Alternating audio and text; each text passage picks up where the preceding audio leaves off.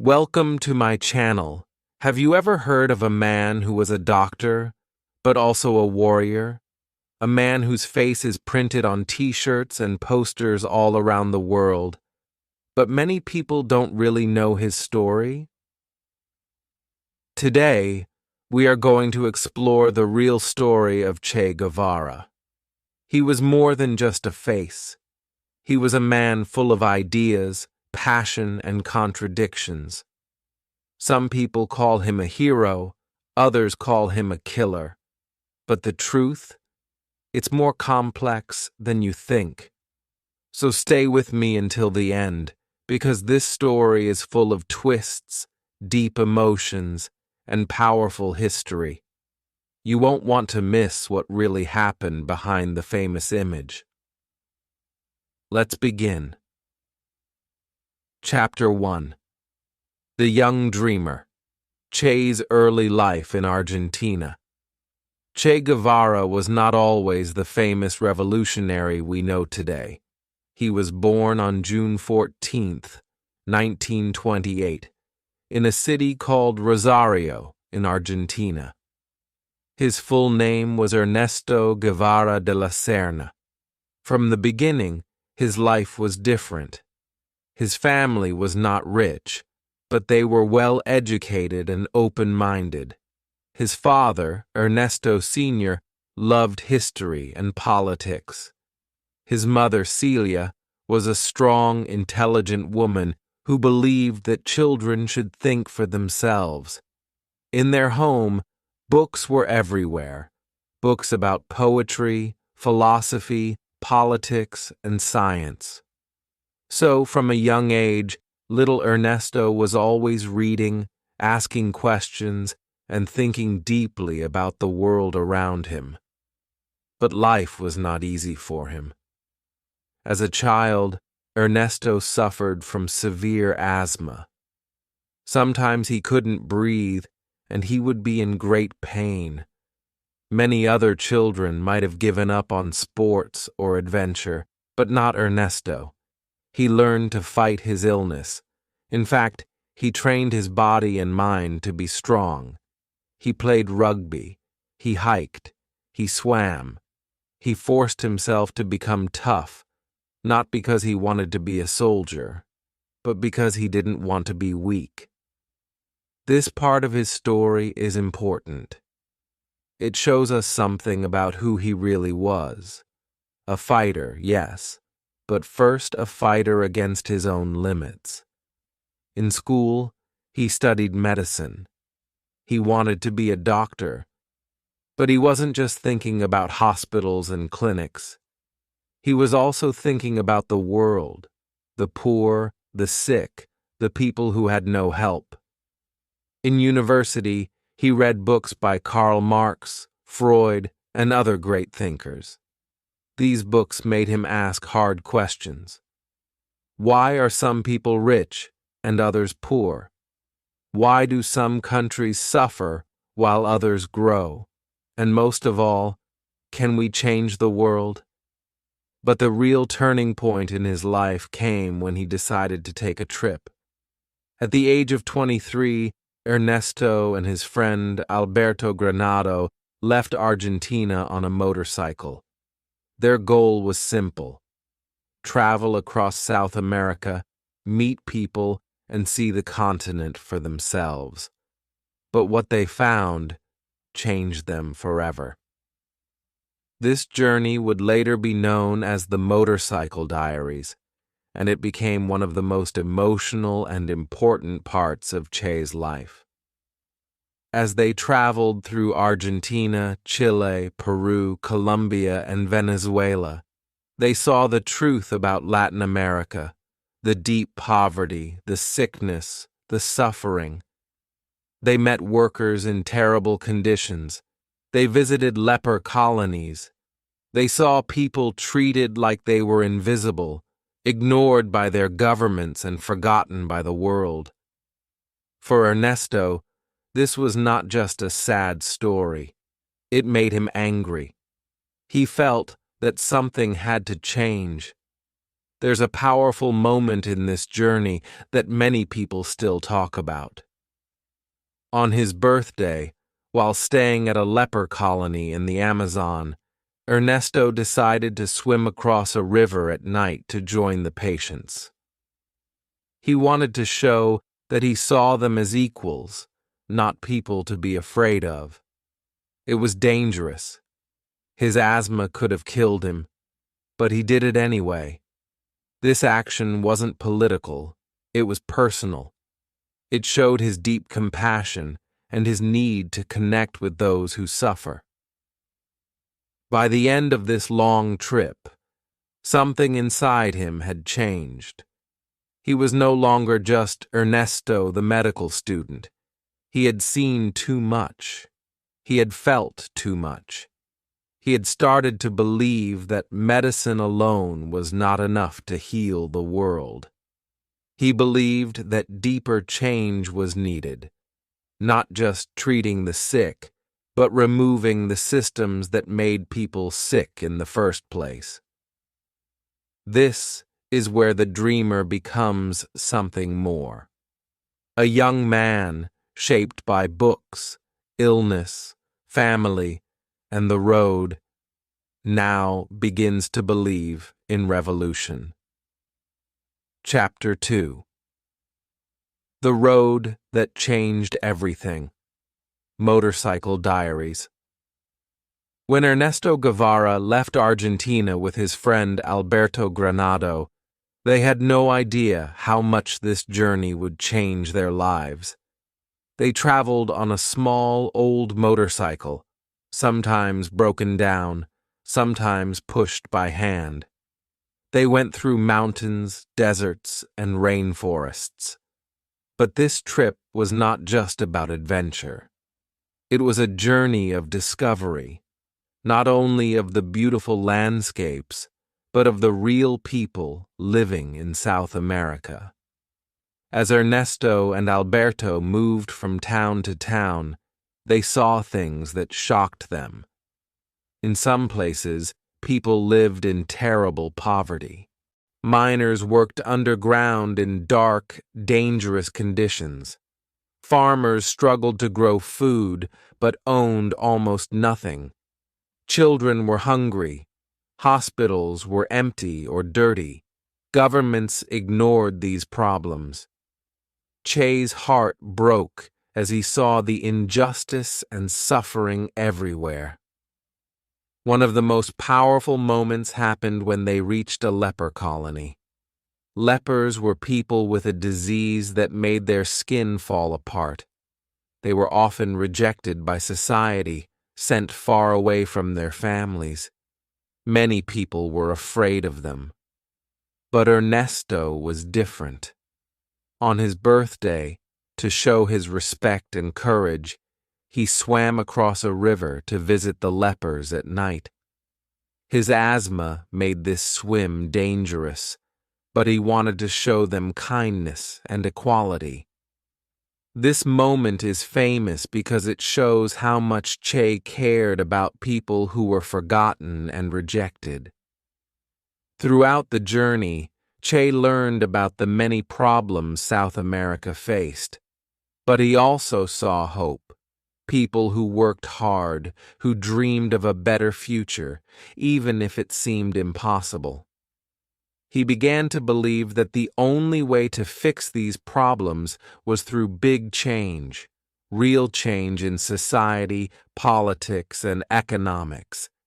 This idea was growing inside him like a fire. By the time they finished their trip, Ernesto was not just a medical student anymore. He had become a young man with a new vision, a man ready to fight for justice, for equality, and for the poor. The road had changed him deeply. His eyes were open now, and his heart was full of hope and determination. Even if some people disagree with the things Che later did, it is hard not to admire his passion and courage at this time. This journey was the beginning of a new life for Ernesto Guevara, the man who would one day be known as Che. the Revolutionary. Chapter 3.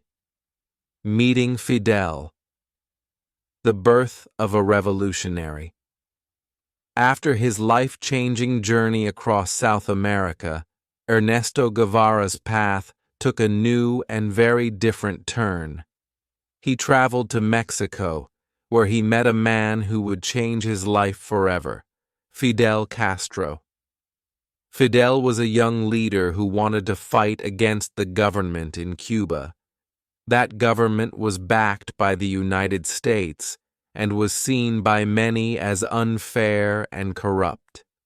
Together, they planned something very risky: to overthrow that government and bring a new future to Cuba. This was a big moment. How could a young doctor from Argentina become a leader in a revolution so far away? It's a question many people ask. The answer begins with courage and belief. Ernesto, now called Che, joined a small group of revolutionaries. They sailed in a tiny boat called the Granma, carrying guns, supplies, and hope. The journey was dangerous. Many people died or were captured. But Che stayed strong and focused on their goal. When they arrived in Cuba, the revolutionaries faced even greater challenges. They had to hide in the thick jungle, live with little food, and fight a much stronger army. The fighting was hard, and many times they were close to losing everything.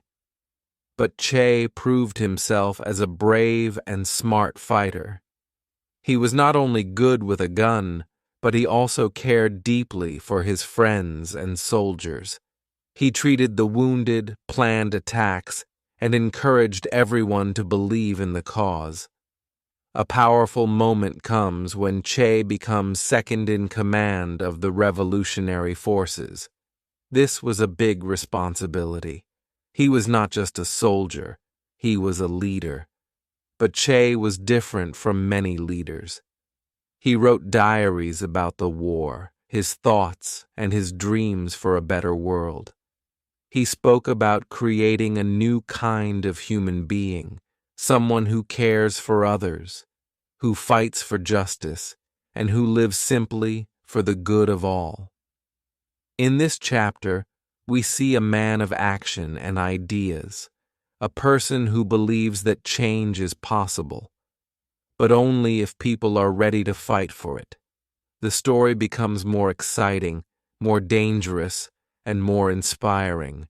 Will Che and Fidel succeed? How will this small group defeat a powerful government?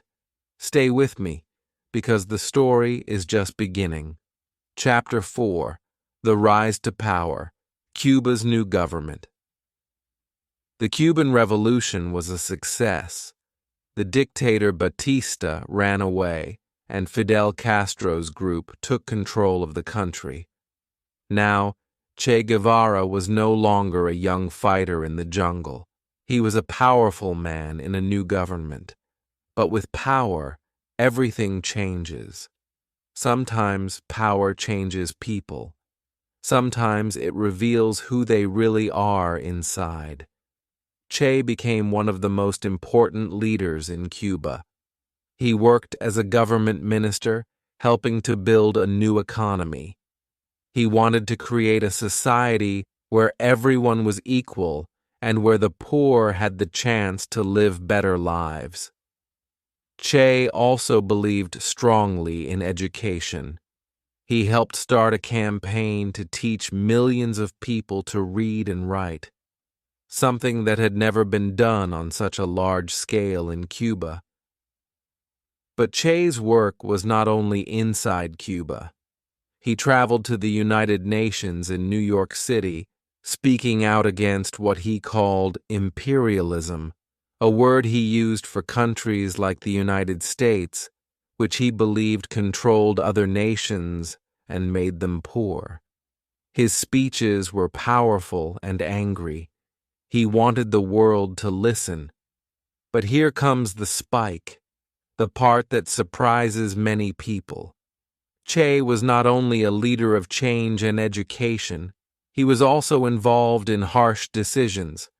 He signed orders that led to the execution of people accused of being enemies or traitors. Some were soldiers from the old government. Others were Cubans who disagreed with the revolution. This is a difficult truth. Was Che a hero fighting for justice, or a man who became a harsh judge, sending people to death? This chapter shows both sides of Che Guevara. He was a man of great ideas and passion, but also a man who made hard, sometimes cruel choices. His hatred for U.S. capitalism and imperialism grew stronger, and he believed that violence was sometimes necessary to protect the revolution. For viewers, this is a moment to think deeply. The man who fought for the poor was also someone who controlled life and death.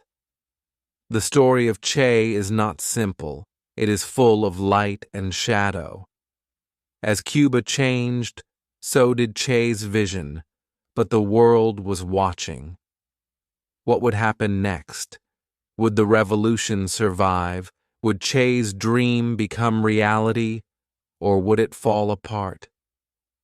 Stay with me. The next chapter reveals where Che's path led him after Cuba.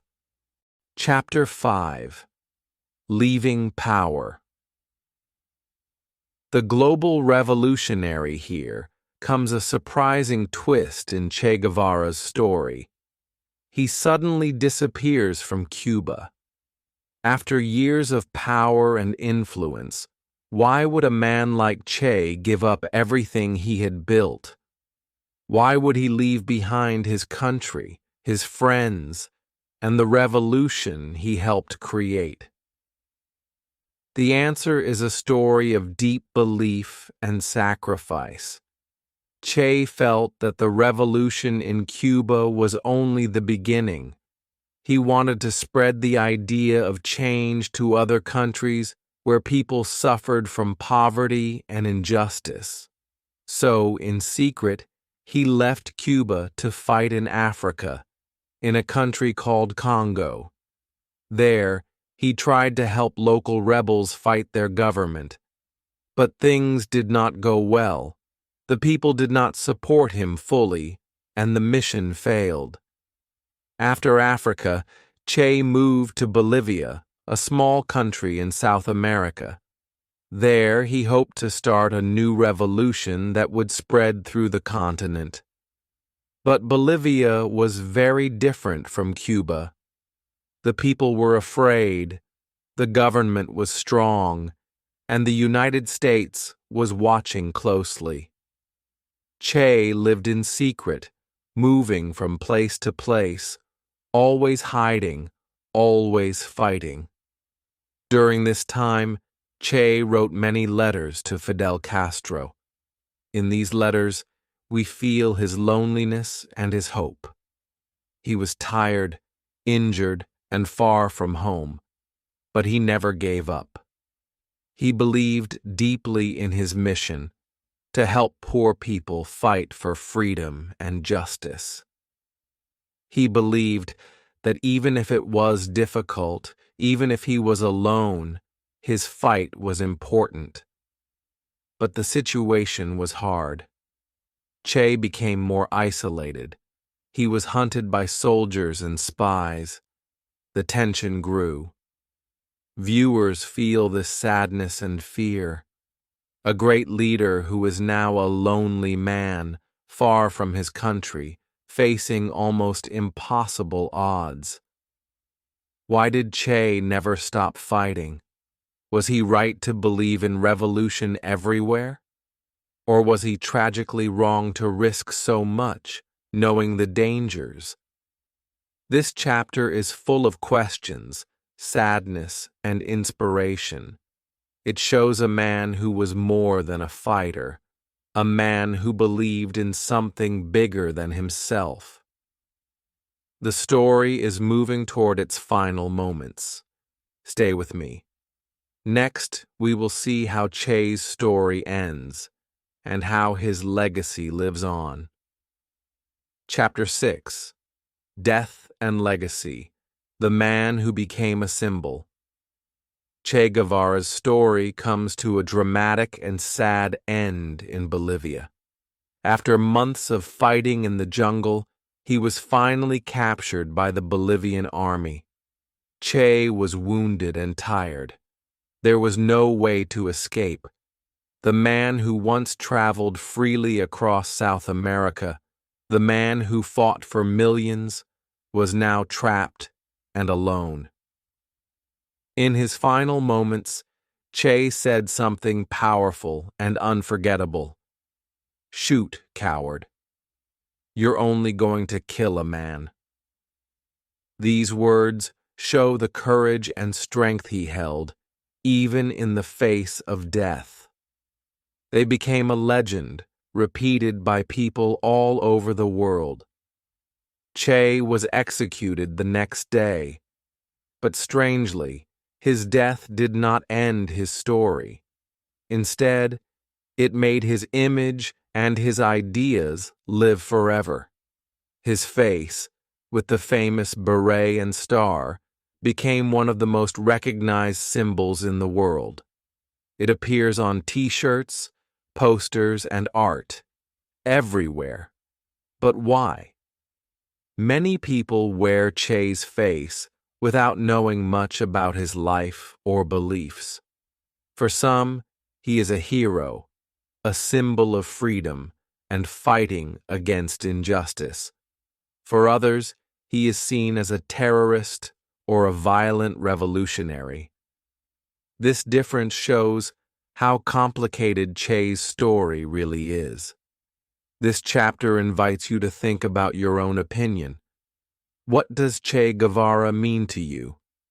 Is he a hero, a villain, or something in between?